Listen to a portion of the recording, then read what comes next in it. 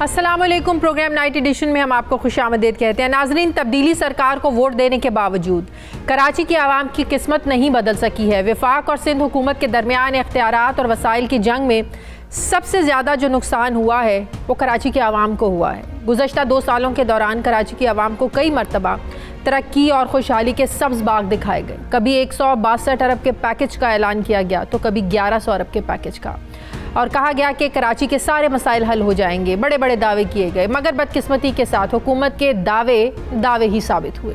सियासी क़यादत कराची के मसाइल हल करने में संजीदा हो या ना हो, मगर अस्करी क़यादत कराची को बदलने के लिए पुरअज़्म है। चंद रोज़ पहले वज़ीर-ए-आज़म इमरान खान की ज़ेर सदारत कराची ट्रांसफॉर्मेशन प्लान से मुतालिक एक इजलास हुआ। इजलास में आर्मी चीफ और वफाकी वज़रा ने भी शिरकत की। इजलास को बताया गया कि कराची के लिए 100 मंसूबे तैयार किए गए हैं। ये मंसूबे 3 मराहिल में मुकम्मल होंगे। इन मंसूबों पर कराची ट्रांसफॉर्मेशन प्लान के तहत तकरीबन 1100 अरब रुपए से ज़ायद की रकम खर्च की जाएगी। इस इजलास में वज़ीर-ए-आज़म ने इंतज़ामिया को वाज़ेह हिदायत दी कि कराची में तजावुज़ात हटाने से पहले वहाँ के जो मुस्तहिक मकीन हैं उनके लिए पेशगी मुतबादिल इंतज़ामात को भी यकीनी बनाया जाए। फिर पानी की फराहमी के लिए K4 मंसूबे की इस्तेदाद और अफादियत बढ़ाने के हवाले से सिफारिशात मुरतब करने के लिए वजारत मनसूबा बंदी के तहत तकनीकी कमेटी बनाने की भी प्राइम मिनिस्टर ने हिदायत की। एक तरफ कराची ट्रांसफॉर्मेशन प्लान के इजलास में अस्करी क़यादत की शमूलियत की वजह से अवाम ये समझती है कि इस मरतबा कराची पैकेज पर अमल दरामद होगा, ज़रूर होगा।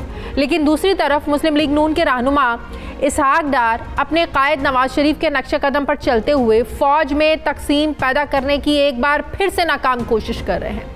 इसहाक डार उसी एजेंडे पर काम कर रहे हैं जिसकी बुनियाद नवाज शरीफ ने गुजरांवाला के जलसे में रखी थी। नवाज शरीफ की उसी मतनाज़े गुफ्तगू को वज़ीर-ए-आज़म इमरान खान फ़ौज को बगावत पर उकसाने के मुतरादिफ समझते हैं। बरतानवी नशरियाती इदारे को इंटरव्यू देते हुए इसहाक डार ने कहा कि वो फ़ौज पर बतौर इदारा जमहूरी अमल को कमज़ोर बनाने का इल्ज़ाम आयद नहीं करते, बल्कि ये कुछ लोगों की ख्वाहिश और मंसूबा है, वही लोग जो पाकिस्तान में मार्शल लॉ नाफिज करते हैं। अपनी गुफ्तगू में इसहाक डार ने डीप स्टेट और डॉन लीक्स का हवाला देकर नवाज शरीफ के नज़रिए का दिफा करने की भी कोशिश की। इसहाक डार ने अपने इंटरव्यू में 2018 के इंतखाबात में धांधली, वफाकी वज़ीर दाखिला के बयानात, अपनी जायदाद की तफसीलात, फिर करप्शन के इल्ज़ामात, इमरान खान की हुकूमत की साख और वतन वापसी से मुतालिक बातचीत की। इसहाक डार की इस गुफ्तगू का मकसद क्या है? क्या एक मफरूर शख्स को जमहूरियत पसंद के तौर पर तस्लीम किया जा सकता है? इस सारी सिचुएशन पर मैं बात करूँगी। मुझे ज्वाइन किया है सीनियर सहाफ़ी तज्ज़ियाकार मज़हर अब्बास साहब ने। अस्सलाम वालेकुम, बहुत बहुत शुक्रिया मज़हर अब्बास साहब आपका। मज़हर अब्बास साहब, हम पिछले कुछ एक महीने से पहले हम देख रहे हैं कि जो अपोजिशन की लीडरशिप है, आप देख लें बिलावल भुट्टो ने, फिर मरीम नवाज़ ने और आज इसहाक डार ने, ये BBC को सब इंटरव्यू दे रहे हैं, इंटरनेशनल मीडिया को इंटरव्यू दे रहे हैं। क्या मकसद है इंटरनेशनल मीडिया को चुनने का, इंटरव्यू देने का और खुलकर सारी बातें करने का? बिलावल ने भी जो खुलकर सारी बातें BBC के साथ की थी मियां नवाज शरीफ के एक बयानी को लेकर, बाद में अपने ही मुल्क के नेशनल TV चैनल्स पर आकर उनके लोग जो है वो उसको डिफेंड करते नजर आए। आज आप इसहाक डार के इंटरव्यू को किस कॉन्टेक्स्ट में देखते हैं आप? शुक्रिया शादिया। देखिए, हमारी असल में ये आज की बात नहीं है, एक माइंडसेट है कि हम गोरे से बहुत मुतासर होते हैं और अक्सर उसमें बाज़-औक़ात हम धोखा भी खा जाते हैं, बाज़-औक़ात गलत विकेट पे जाके खेल लेते हैं, कोई टफ एंकर मिल जाए तो आप एक्सपोज हो जाते हैं, जैसे आज हुआ। लेकिन हम कोई भी लीडर हो, हम बहुत ज़्यादा मुतासर होते हैं। हम मिसालें देते हैं मगरिब की मीडिया को कि मगरिब का मीडिया देखें, वहाँ जो है कितने ज़बरदस्त कवानीन हैं, कितने ज़बरदस्त लॉज हैं, लाइबल जो है वो वहाँ सख्त कवानीन हैं, लेकिन अपने मुल्क में कभी भी उन कवानीन को लागू नहीं करते। अपने मुल्क में हार्ड टॉक जो है हम अफोर्ड नहीं करते। अगर कोई एंकर अच्छा, और मैं मिसालें दे सकता हूँ एंकर्स की जिन्होंने हार्ड टॉक्स की और उसके बाद उनको अपनी नौकरियों से हाथ धोना पड़ा, तो हमारे यहाँ यही हार्ड टॉक जो हमने आज BBC पे देखी, वो आपके पाकिस्तान में बहुत से एंकर्स हैं जो ये कर सकते हैं, लेकिन या तो आप उनको इंटरव्यू नहीं देते, और या अगर देते हैं तो उसके बाद, और अगर कोई इंटरव्यूअर आपको एक्सपोज कर दे तो फिर उसके बाद उसको अपनी नौकरी के लाले पड़ जाते हैं। तो हमारे यहाँ सॉफ्ट टॉक। तो आपको लगता है इसहाक डार आज एक्सपोज हुए हैं जब उनसे उनकी प्रॉपर्टी के बारे में सवाल किया गया, नवाज शरीफ की बीमारी के बारे में सवाल किया गया, और फिर एंकर ने इसहाक डार से सवाल किया आप बीमार हैं, आप बीमारी की वजह से रुके हुए हैं, क्या आप अब भी बीमार हैं? तो बड़े कंफ्यूज, और उनकी बॉडी लैंग्वेज और जवाब अगर वो कुछ देना चाह रहे थे नहीं दे पाए, तो आपको लगा है कि इस इंटरव्यू ने इसहाक डार को एक्सपोज किया है आज? देखिए प्रॉब्लम क्या है, प्रॉब्लम यह है कि हमारे पॉलिटिशियंस का प्रॉब्लम यह है, और मैं ज़ाती तौर पे उस पॉलिटिक्स पे बिलीव ही नहीं करता जो मुल्क से बाहर रह के की जाए। अगर आप दिलेर सियासतदान हैं, अगर आप बहादुर सियासतदान हैं, तो फिर आपको अपनी जान का खतरा नहीं होना चाहिए, आपको परवाह नहीं होनी चाहिए जान की। आप आएँ, मुल्क में फेस करें। मैं आपको मिसालें दे सकता हूँ कि जिसमें ज़बरदस्ती मुल्क से बाहर भेजा जाने लगा, पॉलिटिकल प्रिजनर्स से मना कर दिया, उन्होंने कहा जी हम नहीं जाएंगे बाहर, आप हमें यहीं मार दें कोई मसला नहीं है, हम लेकिन बाहर नहीं जाएंगे। लेकिन ये कमज़ोर लोग हैं, ये उस तरीके से अपना ना दिफा कर सकते हैं। अगर आप एक पोजीशन में हैं तो आप आएँ। कोई ऐसे बीमार इसहाक डार नहीं हैं कि उनको 3 साल से मुल्क से बाहर है। मेरा ख्याल है इसहाक डार आज, वैसे तो उनके ऊपर बड़े सीरियस चार्जेस हैं, लेकिन आज वो एक जर्नलिस्ट के सामने बहुत बुरी तरह एक्सपोज हुए, और सिर्फ वो बुरी तरह एक्सपोज नहीं हुए, उन्होंने बाकी फैमिली को भी एक इंतहाई डिफिकल्ट पोजीशन में डाल दिया। Very true. तो गलत विकेट पर अगर आप जाके खेलेंगे तो फिर यही होगा जो आज उनके साथ हुआ। हाँ, बैट्समैन नहीं और बैट्समैन बनने की कोशिश करेंगे तो फिर तो आप आउट हो ही जाएंगे। Very true. अच्छा, अब हम लोग बात कर लेते हैं पीडीएम की तहरीक की। फैसला कुन मरहले में दाखिल हो चुकी है मज़हर अब्बास साहब। हमने मुल्तान के जलसे से पहले जो सारी एपिसोड देखी, हुकूमत की तरफ से जो रिएक्शन था, हुकूमत ने इजाज़त देना ना देना ऑपोजिशन के लिए तो बराबर था, फिर गिरफ्तारियां, फिर रुकावटें खड़ी करना, जलसे से 4 घंटे पहले इजाज़त दे देना। अब ऑपोजिशन कह रही है कि अब मौलाना ने कहा कि ये तो डंडे का कमाल था। आपको लगता है कि जो सारी सूरत हाल है ये तसादुम की तरफ जा सकती है? लॉन्ग मार्च से पहले हालात ख़राब हो सकते हैं? लाहौर के जलसे की तो इजाज़त दे दी, लेकिन आपको पता है लॉन्ग मार्च की हिस्ट्री हमारे मुल्क में क्या है। अदलिया बहाली तहरीक का एक लॉन्ग मार्च था, गुजरांवाला के रास्ते में पहुंचा तो आपको पता है कि कॉल आ गई थी जनरल कियानी साहब की, जो बताया गया, तो फिर अदलिया बहाल हो गई। उससे पहले बीबी साहब का भी आपने एक लॉन्ग मार्च, बीबी ने भी कॉल दी थी, लेकिन उससे पहले जो हुकूमत थी जिसके खिलाफ बीबी लॉन्ग मार्च निकालने जा रही थी, उस हुकूमत को तहलील कर दिया गया। तो लॉन्ग मार्च के नताइज हमने अपने मुल्क की हिस्ट्री में देखे हैं मज़हर अब्बास साहब। मौजूदा पीडीएम की तहरीक का लॉन्ग मार्च आपको लग रहा है कि उस तरह के नताइज ले सकता है? देखिए, सियासी तौर पे मैं कभी पीडीएम के लीडर्स से अक्सर हमारी गुफ्तगू होती रहती है, मुख्तलिफ लीडर से। मुझे आज तक वो कन्विंसिंग नहीं लगे, कम से कम मेरे साथ जो उनकी कॉन्वर्सेशन हुई, कि वो क्यों चला रहे हैं तहरीक। यानी एक पार्टी जो है वो इलेक्शन में जीती है। अगर आप समझते हैं कि ये पार्लियामेंट जो है ये दुरुस्त नहीं है, नाजायज़ पार्लियामेंट है, तो आप 2.5 साल इस पार्लियामेंट का हिस्सा रहे हैं। मौलाना फजलुर रहमान से बहुत इख्तिलाफ हो सकता है, लेकिन मौलाना फजलुर रहमान की पोजीशन शुरू में तो यही रही है कि इस असेंबली में बैठना नहीं चाहिए। बाद में जब सब तैयार हो गए तो उन्होंने अपने भाई से भी हल्फ उठवा लिया। अगर बेहतर होता अगर वो अपने भाई से भी हल्फ ना उठवाते तो मौलाना फजलुर रहमान ज़्यादा बेहतर पोजीशन में होते। लेकिन बहुत अरसे बाद 2008 के बाद एक कंटिन्यूटी आई है, उसमें ख़राब गवर्नमेंट्स आई हैं, जो कुछ भी आप उस पर तनकीद कर सकते हैं, लेकिन उन्होंने अपने 5 साल पूरे किए। पीपल्स पार्टी ने, मुस्लिम लीग ने अपने 5 साल पूरे किए। अच्छा, दोनों जो गवर्नमेंट्स बनी हैं उसमें उस वक्त की जो भी अपोजिशन थी, इवन जरदारी साहब का बयान उठा लें, वो उन्होंने 2013 के इलेक्शन को आरोस का इलेक्शन करार दिया था। ये सारी चीज़ें रही हैं, लेकिन एक कंटिन्यूटी रही है। आज हम 2.5 साल बाद एक गवर्नमेंट को क्यों टॉपल करवाना चाहते हैं? यानी उनको उनकी महंगाई के खिलाफ कैंपेन करें या बाकी इशूज़ के खिलाफ कैंपेन करें, ये जो आर्गूमेंट है ये अभी तक बहुत कन्विंसिंग आर्गूमेंट नहीं है कि इस गवर्नमेंट को घर जाना चाहिए। यानी इस गवर्नमेंट की आप खराबियां गिनवा सकते हैं, आप उनकी बैड गवर्नेंस की मिसालें दे सकते हैं, आप उनकी एडमिनिस्ट्रेटिव फेलियर्स की वो कर सकते हैं, लेकिन ये सीधे सारी चीज़ें पार्ट ऑफ द गवर्नमेंट्स रहती हैं, अपोजिशन उन्हें एक्सपोज करती रहती है।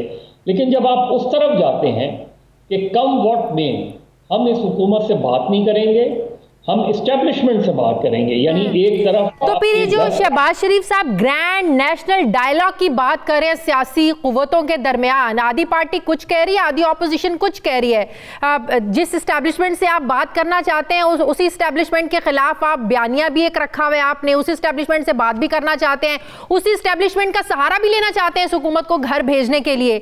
तो ये कैसा तजाद है? ऑपोजिशन करना क्या चाहती है? इमरान खान तो बात करना नहीं चाहते, हुकूमत तो बात करना नहीं चाहती, तो बात किसके बीच होगी?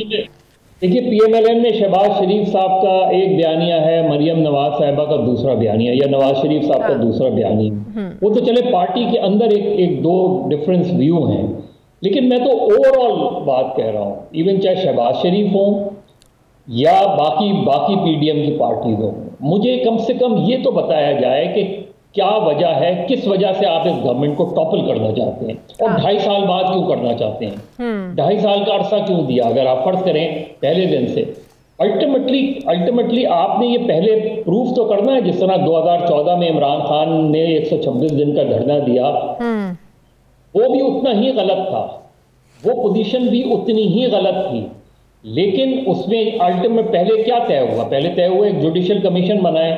आप ये साबित तो करें कि 2018 के इलेक्शंस में धांधली हुई थी। ये मैं अपने तई पूरा कन्विंस्ड हूं कि 2018 के इलेक्शन में गवर्नमेंट बनवाई गई थी।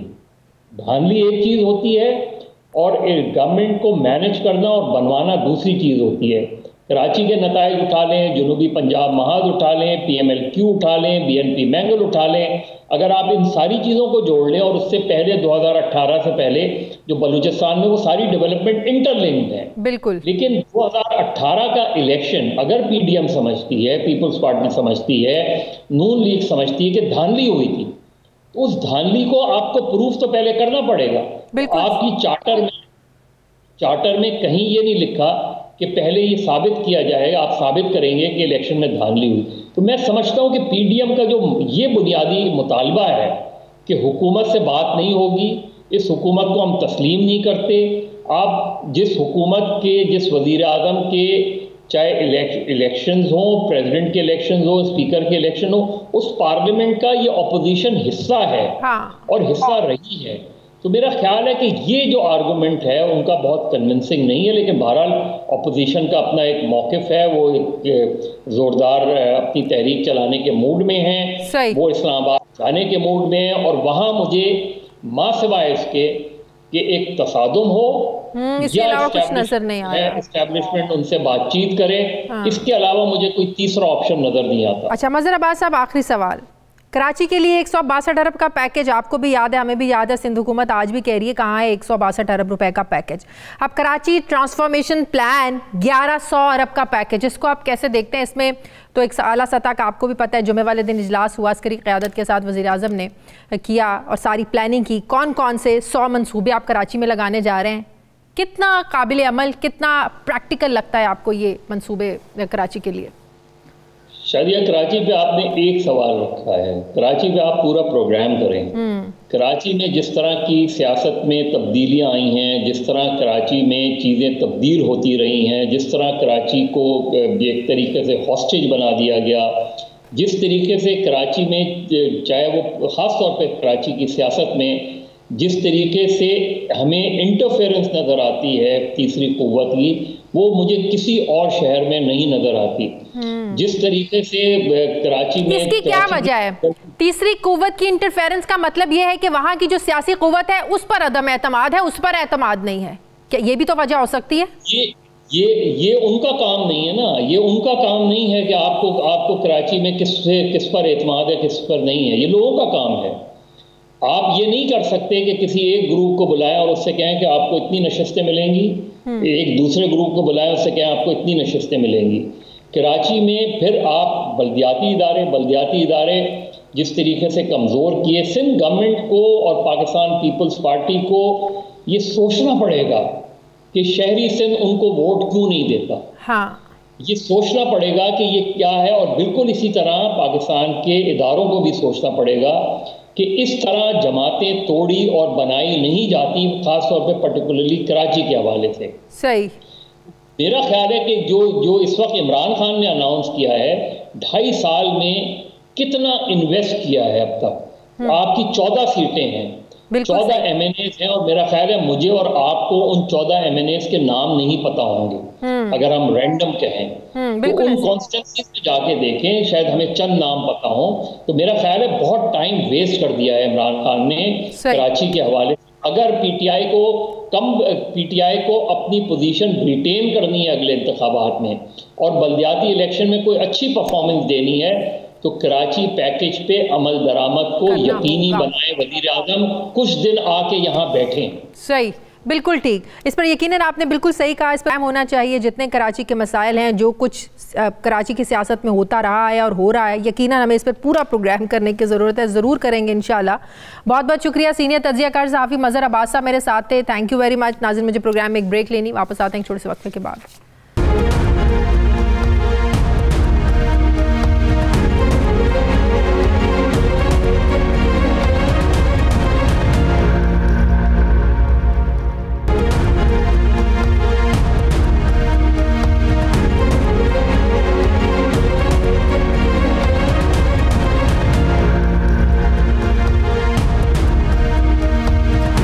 ब्रेक के बाद एक बार फिर से आपको खुशामदीद कहते हैं। नाज़रीन, ये एक हकीकत है कि वज़ीर आज़म इमरान खान के अलावा पाकिस्तान ने कभी किसी सियासतदान ने, कभी किसी सियासी जमात ने क्लाइमेट चेंज को बड़ा मसला तस्लीम नहीं किया।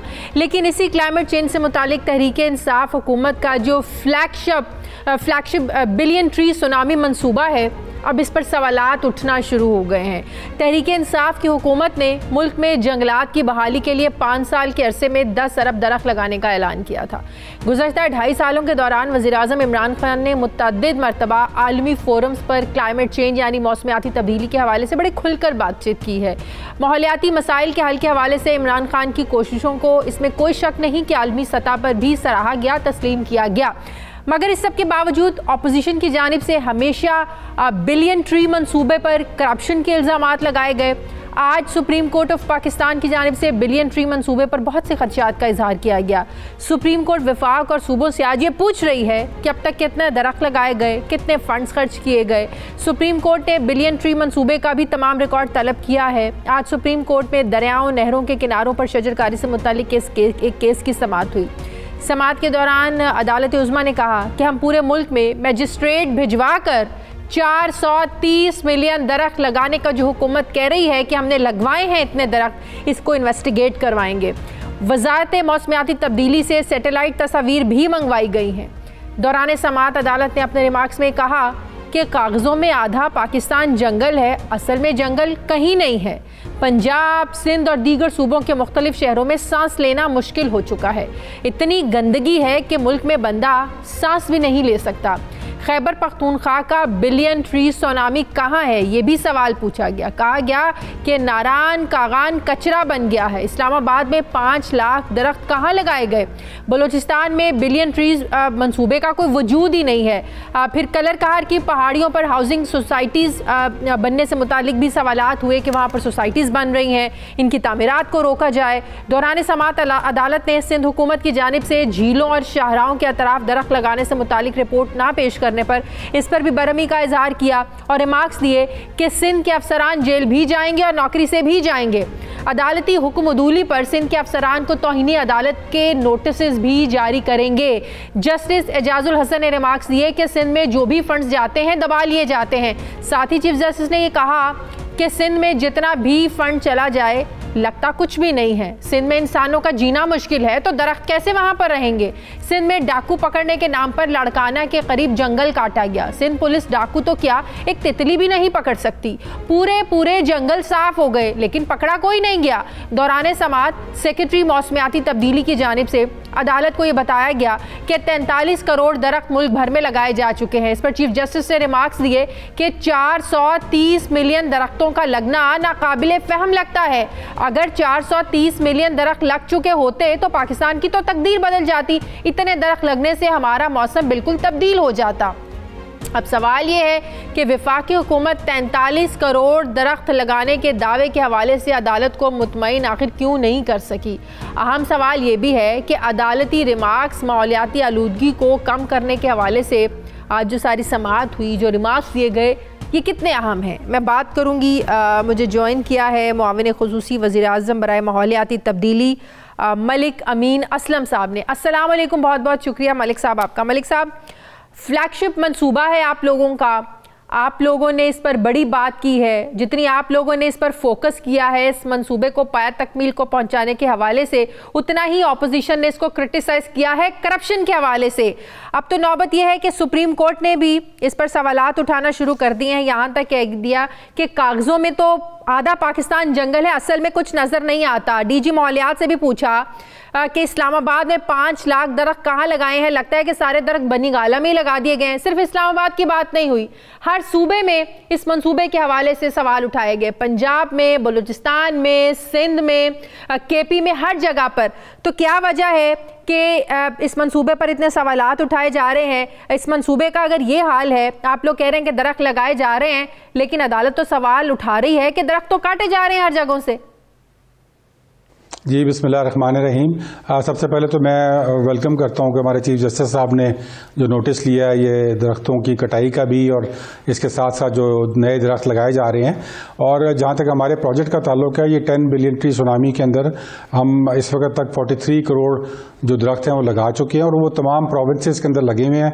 उसका तमाम डेटा हमारे पास मौजूद है, और इंशाल्लाह वो हम सुप्रीम कोर्ट में उसको जमा भी करवाएंगे तस्वीरों के साथ। 43 करोड़ दरख्त लगाने के दावे को सुप्रीम कोर्ट ने कहा है, नाकाबिले फहम से ये बात लगती है। अदालत मजिस्ट्रेट के जरिए इसको इन्वेस्टिगेट भी करवाएगी, तस्वीरी सबूत भी मांगे हैं कि आप लोग सब ये रिकॉर्ड आप लोगों के पास हैं, कब पेश करेंगे आप लोग ये रिकॉर्ड? जी बिल्कुल हमारा प्रोजेक्ट टोटली ट्रांसपेरेंट है, और हमें ग्राउंड पे जो रिपोर्ट आती है वो सब हमें हमारे पास उसका डेटा मौजूद है। और तमाम प्रोविंसेस में इस प्रोजेक्ट के अंदर जो 50% फंडिंग है वो फेडरल गवर्नमेंट कर रही है, और 50% प्रोविंस खुद करता है। जो प्लान्स हैं वो तमाम प्रोविंसेस ने बनाए, और इम्प्लीमेंटेशन प्रोविंशियल फॉरेस्ट डिपार्टमेंट कर रहे हैं।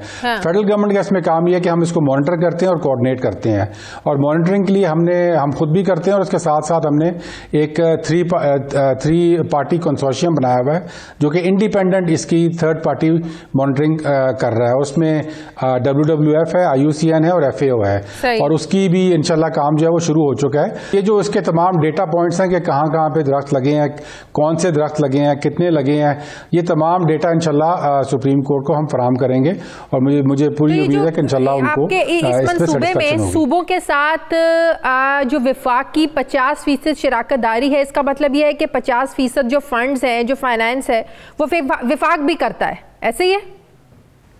जी बिल्कुल, 50% जो है वो फेडरल गवर्नमेंट देता है, और 50% प्रोविंस इसमें एलोकेट करता है। और अगर प्रोविंस एलोकेट ना करे तो फिर फेडरल गवर्नमेंट भी फंडिंग रोक लेता है। तो ये एक फॉर्मूला बनाया गया था प्रोजेक्ट के स्टार्ट में, और इसमें यही था कि ये फंडिंग आधी होगी, लेकिन इसकी जो इम्प्लीमेंटेशन और प्लानिंग होगी, प्लानिंग फेडरल गवर्नमेंट के साथ होगी मिलके, इम्प्लीमेंटेशन प्रोविंस करेगा, और फिर हम उसको मॉनिटर और कोऑर्डिनेट करते हैं। सिंध हुकूमत की तरफ से फंड्स ना देने पर भी मलिक साहब आज अदालत में सवाल उठाए गए, क्या सिंध की तरफ से फंड्स दिए जा रहे हैं इस मंसूबे के लिए? सिंध जो है वो दे रहा है इसमें पैसे, और उन्होंने जो हमारा पहला फेज था उसमें जितने उन्होंने पैसे दिए उतने ही हमने भी दिए हैं। अच्छा। अगर वो इसमें रुकेगा तो फिर फेडरल गवर्नमेंट का पैसा भी रुक जाएगा। अच्छा मलिक साहब, केपी के से इस मंसूबे का आगाज हुआ था, सुप्रीम कोर्ट में आज कहा गया कि भाई केपी में क्या हो रहा है, वहां पे भी दरख्त काटे जा रहे हैं, नथिया गली में दरख्त काटे जा रहे हैं, नारायण कागान कचरा बन गया है। तो जिस जगह से आप लोगों ने मंसूबा शुरू किया था वहीं पर आज सवालात उठ रहे हैं। आप दरख्त लगाने की बात करते हैं, हकीकत आज ये खुलकर सामने आई कि उल्टा दरख्त काटे जा रहे हैं। जी बिल्कुल, ये एक स्ट्रगल है पाकिस्तान के अंदर। देखें, ये हम जहाँ पर दरख्त लगा रहे हैं वहाँ पे हमारा ये भी फोकस होता है, और केपी में प्रोजेक्ट कामयाब ही इसलिए हुआ था कि वहाँ पर जीरो टॉलरेंस के साथ टिम्बर माफिया के साथ डील किया गया था। हाँ। और अभी भी वही पॉलिसी वहाँ पे चल रही है। लेकिन ये एक यहाँ पे प्रेशर होता है फॉरेस्ट के ऊपर, और जगह जगह से करते हैं। हमें भी रोज वो आते हैं व्हाट्सएप मैसेजेस भी कि फलानी जगह दरख्त काट गया है। अभी हम कल GB जा रहे हैं, के अंदर हमें एक रिपोर्ट आई थी कि दयामीर के एरिया के अंदर वहाँ पर दरख्त काटे गए थे, तो प्राइम मिनिस्टर साहब इसका खुद नोटिस ले रहे हैं कल वहाँ पे। तो ये एक कांस्टेंट स्ट्रगल है, इसमें गवर्नमेंट की तरफ से एक जीरो। अदालत ने भी आज इस हवाले से डिटेल जो है ना वो पूछी आप लोगों से, कितने टोटल, कितने रकबे पर कितने दरख्त लग चुके हैं अब तक?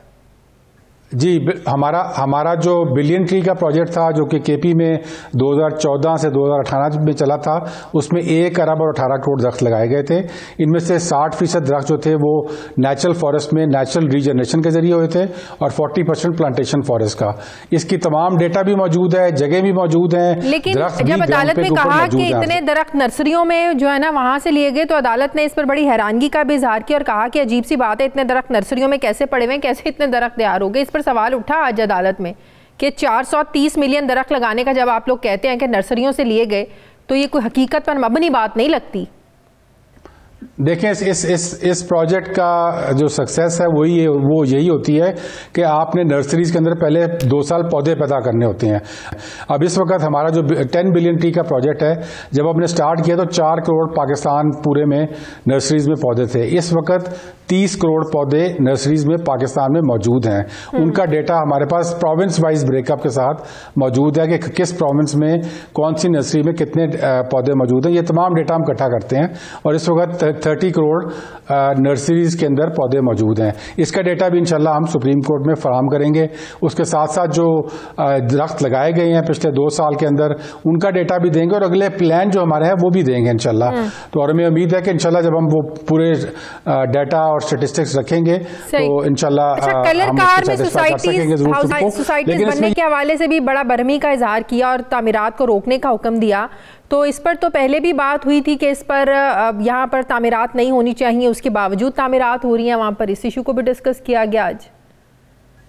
जी बिल्कुल, इन्होंने सुप्रीम कोर्ट ने कलर कहाड़ में एक हाउसिंग सोसाइटी बन रही थी और वो मुझे याद है कि जब मैंने वो पहली बार देखा कि वहाँ पे ये चीज़ हो रही है, तो उसी रात को मैंने प्राइम मिनिस्टर को वो मैसेज भेजा और उन्होंने रातों रात वो पंजाब गवर्नमेंट को कह के इसको फ़ौरन कैंसिल कराया था और वहाँ पर उसके ऊपर एंटी करप्शन का भी केस हुआ उसके बाद और वो सोसाइटी रोक दी गई थी। सुप्रीम कोर्ट ने भी आज उसी सोसाइटी की बात की, वो ऑलरेडी रोक दी गई है और उसके ऊपर उन्होंने बड़ा एक स्ट्रॉन्ग ऑर्डर भी दिया कि वहाँ पे किसी सूरत में नहीं होना चाहिए। वो भी एक प्रिस्टीन एरिया है। ऑर्डर इसलिए दिया ना कि तामीरात हो रही हैं, तामीरात रोकने का हुक्म इसलिए आज दिया गया कि तामीरात हो रही हैं। आप कह रहे हैं कि तामीरात रुकी नहीं है वहां पे? नहीं, वो ऑलरेडी बंद है वहां पे, लेकिन जो बंद का मतलब है कि वहां पे एक बिल्डिंग बनी हुई थी, उसी सिचुएशन में वहां पे फ्रीज हुई हुई है पिछले साल 1.5 साल से, लेकिन वो बिल्डिंग जरूर खड़ी हुई है, गिराई नहीं है बिल्डिंग। तो वो आप गुजरे तो लगता है कि ये शायद अभी बन रही है, लेकिन वो साल 1.5 साल पहले यहाँ पर मुझे ये पता लगा था।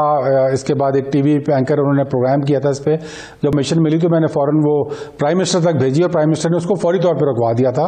और उसके बाद जैसे मैंने आपको बताया कि इंक्वायरी हुई थी और वो एंटी करप्शन के केसेस हुए हैं वहाँ पर लोकल एडमिनिस्ट्रेशन पे। ठीक है, बहुत बहुत शुक्रिया, बहुत बहुत शुक्रिया। वज़ीर आज़म के मुआविन ख़ुसूसी बराए माहौलियाती तब्दीली मलिक अमीन असलम साहब मेरे साथ थे। Thank you very much. मुझे प्रोग्राम में नाज़रीन एक ब्रेक लेनी है, वापस आते हैं छोटे से वक्फे के बाद।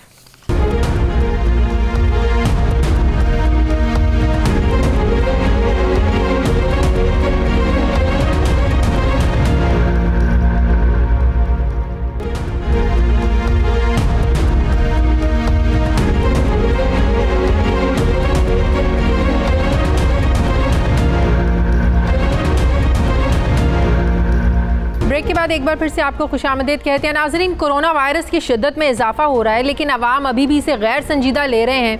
गुज़श्ता 24 घंटों की अगर बात करें तो गुज़श्ता 24 घंटों में 4.5 महीनों के बाद एक दिन में 67 अफराद की अमवात रिकॉर्ड हुई हैं। मुस्बत केसेस की शरह 8.5% से कम होकर 6% पर तो ज़रूर आई है, लेकिन मुल्क के जो मुख्तलिफ शहर हैं उनमें ये शरह 20% के करीब है।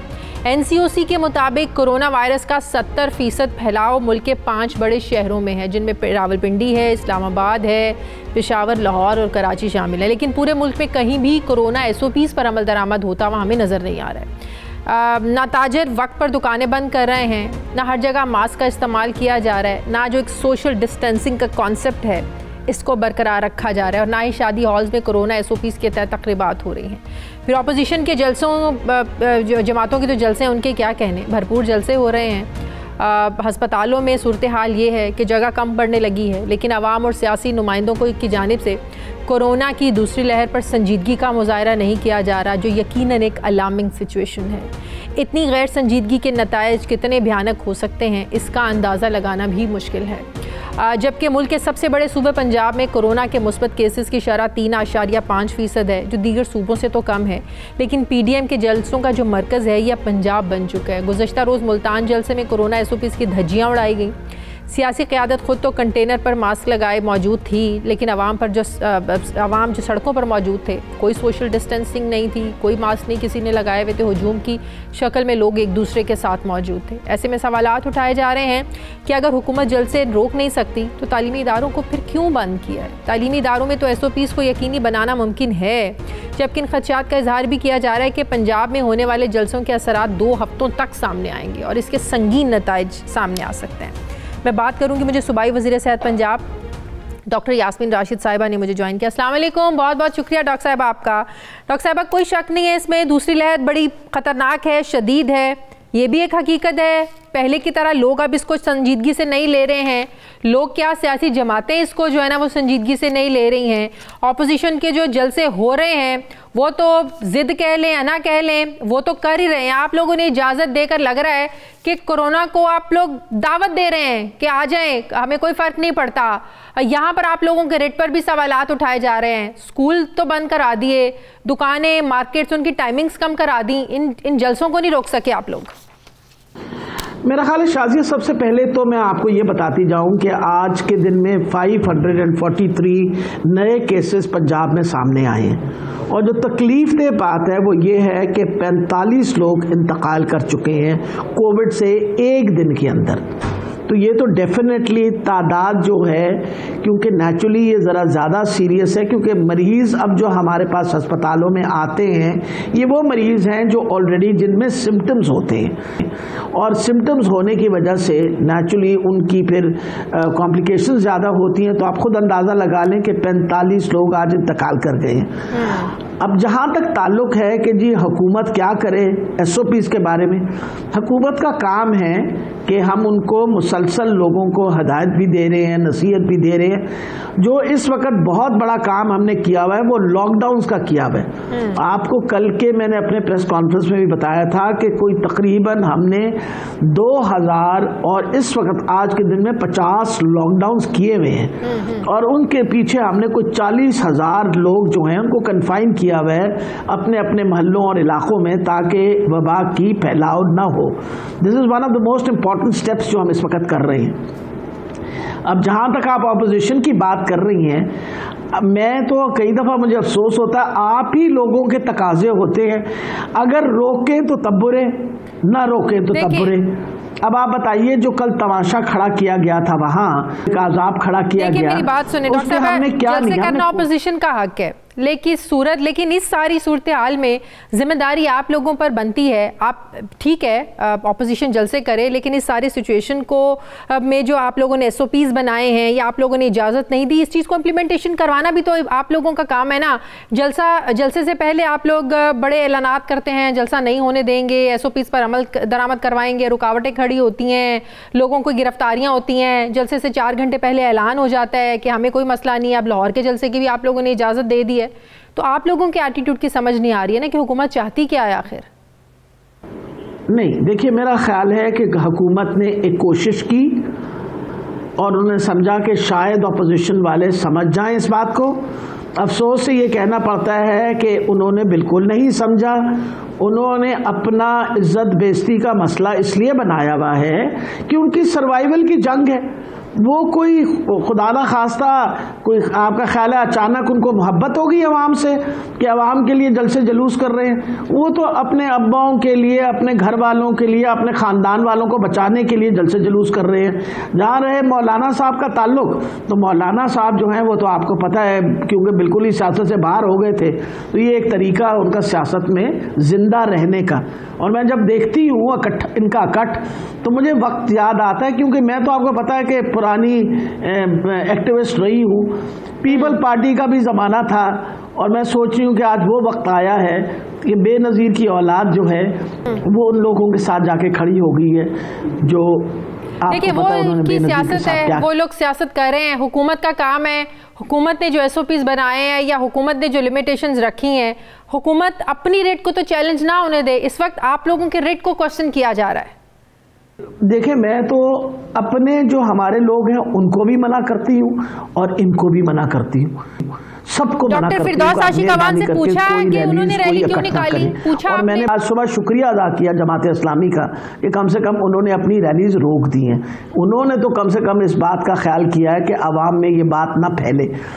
मेरा तो प्ली हर मरतबा यही होता है कि ये अवाम जो है, अगर खुदा न खास्ता इस वक्त हमने सिचुएशन कंट्रोल करके रखी हुई है कोविड की, तो हाथ से बाहर ना निकल जाए। या तो ये बदला उतार रहे हैं हमसे कि भाई कैसे हमने कोविड जो है वो अल्लाह की मेहरबानी से कंट्रोल करके रखा हुआ है, वो चाहते हैं कि हालात ख़राब हों। आपके सामने है, ये कोई हम थोड़ी फिगर्स दे रहे हैं। आप देखें कराची के अंदर क्या हालात हुए हैं, इस वक्त कराची में हालात क्या हुए हैं, हैदराबाद में क्या हालात हुए। तो ये कोई एक जगह की बात तो नहीं है, ये तो आज के दिन घर घर की कहानी बन गई है कि कोविड हर जगह फैल गया है। और अगर आप समझती हैं कि लाहौर से के बाद अब सिचुएशन खतरनाक हो सकती है? जी, अगर मैंने आपको बताया कि 45 अगर आज के दिन में डेथ्स हुई हैं पंजाब के अंदर, these are the highest numbers of death. ये तो पंजाब में सबसे ज़्यादा डेथ्स हुई हैं, तो कोई हमने कोई छुपा के तो नहीं रखा हुआ। ये you have to realise that कि जो फर्टिलिटी, अगर आपको याद हो मेरी पुरानी जो रिकॉर्डिंग्स है उसमें मैं कहती हूँ fertility is actually the most important indicator. इससे सबसे बड़ा इंपॉर्टेंट इंडिकेटर है कि इस वक्त अगर 45 लोग इंतकाल कर गए 24 घंटे में, तो परेशानी वाली बात है ना। इस्लामाबाद में तो लोगों को वेंटिलेटर मिल रहे हैं, वहाँ तो वेंटिलेटर्स बड़ा मसला बना हुआ है। फरमानिया हमने ऑलरेडी वहाँ उनको कह दिया है कि हम उनके पेशेंट्स अकोमोडेट करना शुरू करेंगे रावलपिंडी के अंदर, क्योंकि नेचुरली जब तंगी होनी शुरू होगी इस्लामाबाद में तो हमारे पास भी मरीज आने शुरू हो जाएंगे।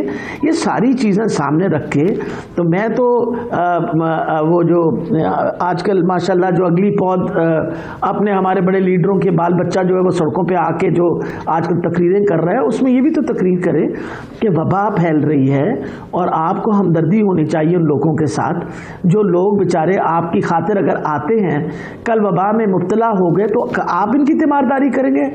इनके घर की वो जो दिहाड़ीदार जो है बेचारों का जब रोज माश का मसला बनेगा तो आप इनका हेल्प करेंगे। डॉक्टर साहब, जब डॉक्टर जावेद अकरम मेरे प्रोग्राम में थे, मैंने उनसे पूछा कि हुकूमत की जो स्ट्रेटजी है कि आपने अगर कोई तकरीबात करनी है ओपन प्लेसेस पर आप लोग करें, शादी हॉल्स पे इंडोर तकरीबात नहीं होनी चाहिए, तो फिर उन्होंने कहा ये भी जो एक सोच है ये गलत है, ये अजम्पशन गलत है कि जो कोरोना है वो इंडोर में फैलता है आउटडोर में नहीं फैलता। ये कुछ साइंटिफिकली प्रूफ चीज़ नहीं है। तो ये जो आप लोग पाबंदियां लगा रहे हैं, इंडोर नहीं होना चाहिए आउटडोर होना चाहिए। फिर सदर ट्रंप को जब कोरोना हुआ था, सब जानते हैं कि जब उनको कोरोना डायग्नोज हुआ उससे 2 दिन पहले उन्होंने आउटडोर एक तकरीब से खिताब किया था वाइट हाउस में। तो ये कोई साइंटिफिकली प्रूफ तो नहीं है कि आपने इंडोर में नहीं करना या आउटडोर आपने करना है? नहीं, देखिए इम्पॉर्टेंट ये चीज़ है। डॉक्टर जावेद अकरम साहब जो हैं वो आपको पता है अपनी थेरीज देते रहते हैं, उनके पास भी कोई ऐसा थ्योरेटिकल उनके पास भी कोई ऐसा एविडेंस नहीं है to prove anything at all. बगैर एविडेंस के आपको कोई साइंटिफिक बात नहीं करनी चाहिए। इम्पॉर्टेंट ये चीज़ है कि ये बात तो हमें पता है, एक बंद कमरे के अंदर वायरस जो है वो कन्फाइन हो जाता है। देखिए ना, वायरस आप जब हम थूक के हमारे छोटे छोटे जर्रे निकलते हैं मुंह से तो उसके अंदर वायरस होता है। अगर हम इन्फेक्टेड हैं, वो अगर बंद कमरा होगा तो उस बंद कमरे के अंदर वो कन्फाइन हो जाएगा, इन्फेक्शन के चांसेस बढ़ जाते हैं।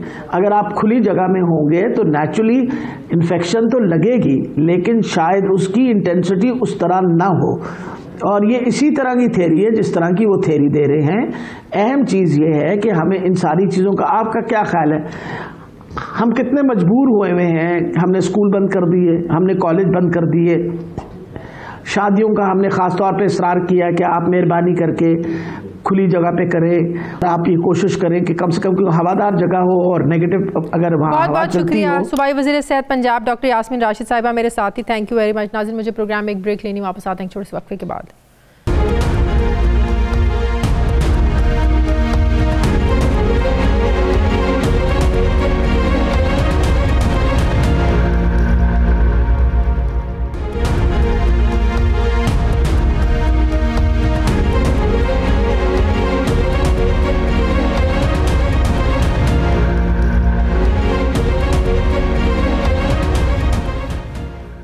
ब्रेक ब्रेक के बाद एक बार फिर से आपको खुशामदीद कहते हैं। नाज़रीन, हुकूमती अरकान पार्लियामेंट की मुख्तलिफ सरकारी कंपनीज़ के बोर्ड ऑफ डायरेक्टर्स में शामिल होने की जो ख्वाहिश है ये ख़त्म होने का नाम नहीं ले रही। इसी प्रोग्राम में हमने ही ये ख़बर ब्रेक की थी कि वफाकी काबीना ने 18 अगस्त को मुख्तलिफ सरकारी कंपनीज़ और इदारों के बोर्ड ऑफ डायरेक्टर्स में अरकान पार्लियामेंट को तैनात करने की मंजूरी दी थी, जिस पर वजारत कानून और इंसाफ ने अरकान पार्लियामेंट की सरकारी इदारों के बोर्ड ऑफ डायरेक्टर्स में शमूलियत को खिलाफ आइन करार दिया था।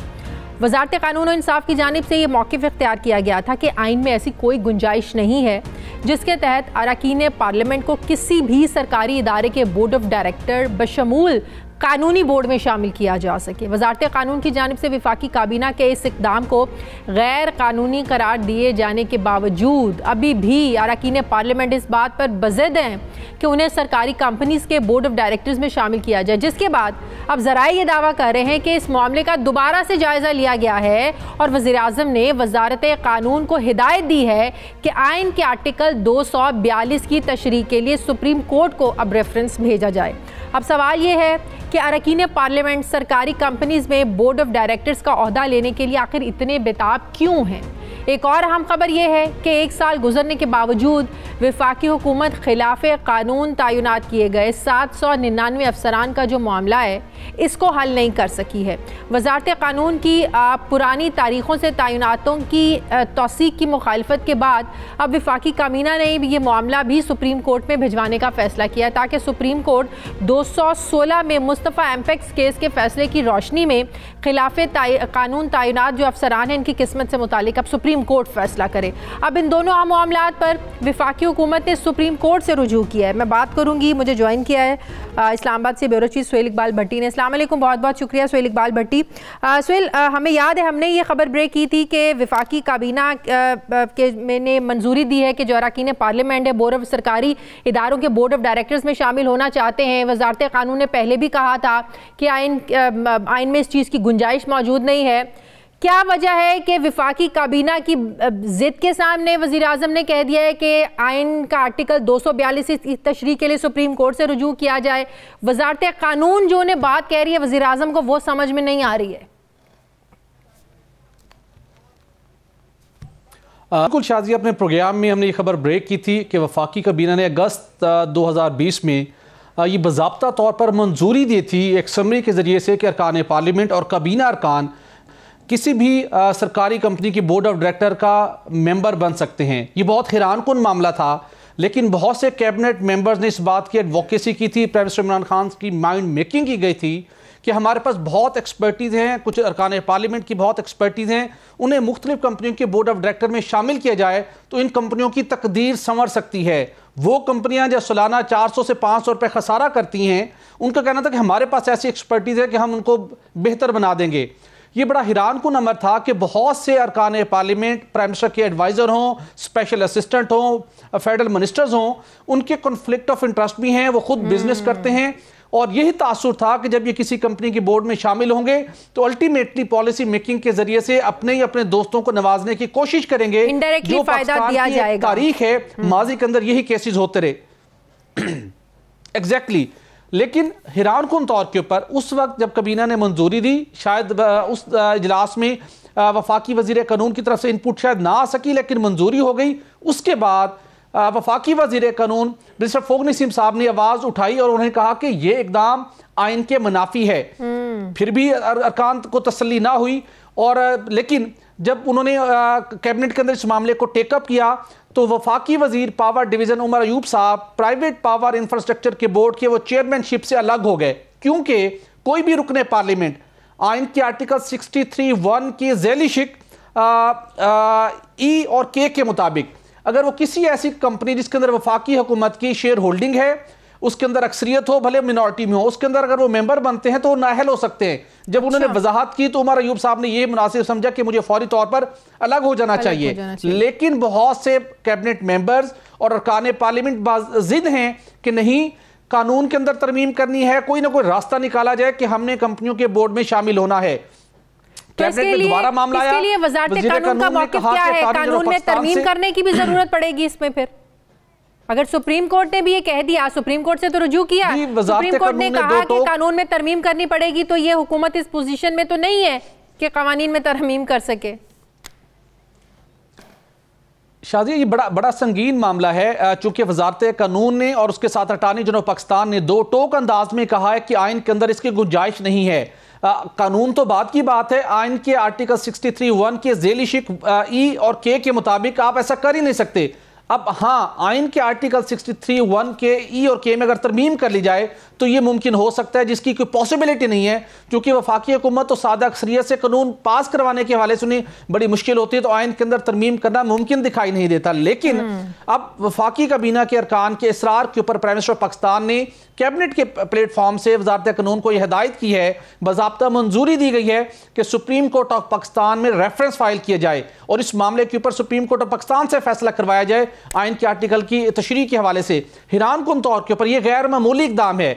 2.5 साल के दौरान पहली मरतबा वफाकी हुकूमत सुप्रीम कोर्ट ऑफ पाकिस्तान से रजू कर रही है कि हमारी वजारत कानून, हमारे एक्सपर्ट लोग और हम खुद, अच्छा मैंने खुद पढ़ा है ये आइन के आर्टिकल 61(3) का ई और के सेक्शन बहुत वाजे है और अरकान पार्लियामेंट और कैबिनेट मेंबर्स को समझ नहीं आ रही। ये बहुत हैरान कुन मामला है। अब सुप्रीम कोर्ट से तशरीह के बाद अरकान पार्लियामेंट को शायद कुछ तसल्ली होगी कि आइन उन्हें इस बात की इजाजत नहीं देता कि वो सरकारी कंपनियों के बोर्ड ऑफ डायरेक्टर में शामिल होकर बैठ के फैसला साजी के अंदर अपना रोल प्ले करें। तो अब ये काबीना ने तो इजाजत दे दी, अब मामला जाएगा सुप्रीम कोर्ट ऑफ पाकिस्तान में, रेफरेंस फाइल होगा, फिर वहां से फैसला आएगा।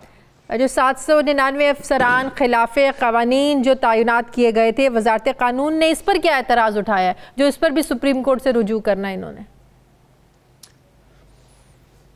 शाजिया, ये तकरीबन 10 माह से ज़्यादा अरसा होने वाला है। प्राइम मिनिस्टर ने नोटिस लिया था, इंक्वायरी कमेटी बनी थी सेक्रेटरी एस्टेब्लिशमेंट इजाज़ मुनीर साहब की सरबराही में, और हमने इस खबर को 24 अगस्त को ब्रेक किया था। उस खबर के अंदर बताया गया था कि तमाम तर इदारों की अदम तावन के बावजूद जो रिकॉर्ड मुरतब किया गया था उसके मुताबिक 799 अफसरान ऐसे थे जो 18 अगस्त 2016 के बाद पाकिस्तान तहरीक इंसाफ के दौर हुकूमत में भी खिलाफ कानून तैनाती हुई, जिसमें 93 लोग अफसरान ऐसे थे जो PTI के दौर हुकूमत में हुए, बाकी लोग पिछले दौर हुकूमत में तैनात हुए कि ये खिलाफ कानून तैनात हुए हैं। डॉक्टर ईश्वर हुसैन साहब की सरबराही में कमेटी के पास मामला गया, दरमियानी रास्ता निकालें। सब ने कहा कि इसकी पुरानी तरीकों से तौसीक कर दें, लेकिन वजारत कानून ने कहा कि सुप्रीम कोर्ट ऑफ पाकिस्तान के फैसले के मुनाफिक काम होगा, अब पुराने तरीकों से तौसीक नहीं कर सकते। एग्जैक्टली मतलब कि चोर रास्ता निकालने की कोशिश की जा रही है। फेडरल गवर्नमेंट की डेफिनेशन क्या है? जी एग्जैक्टली, एक चोर रास्ता निकालने की कोशिश की जा रही थी। हमने इस मामले को टेकअप किया था। कुछ कैबिनेट मेंबरान ने भी इसके ऊपर तहफ़्फ़ुज़ात का इजहार किया कि वज़ीर कानून की राय को वेटी देनी चाहिए, और अल्टीमेटली अब यह मामला भी सुप्रीम कोर्ट ऑफ पाकिस्तान के सुपुर्द की केयर करने की मंजूरी दी गई है।